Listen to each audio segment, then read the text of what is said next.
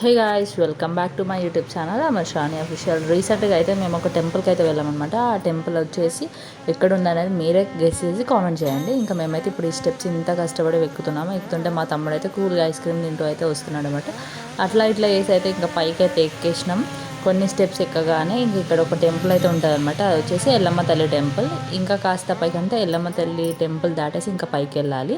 ఎందుకంటే ఫస్ట్ వాళ్ళ హస్బెండ్ అయిన మునిరాజుని దర్శనం చేసుకున్న తర్వాతనే ఎల్లమ్మని దర్శనం చేసుకోవాలని చెప్పేసి అంటారు. కాబట్టి ఇంకా ఫస్ట్ అయితే పైకి అయితే వెళ్ళిపోతున్నాం అనమాట.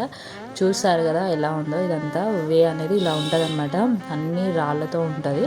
ఇంకా మా ఫ్యామిలీ మొత్తం అయితే ఇంకా అట్లా ఇట్లా కష్టపడైతే పైకి ఎక్కిరనమాట.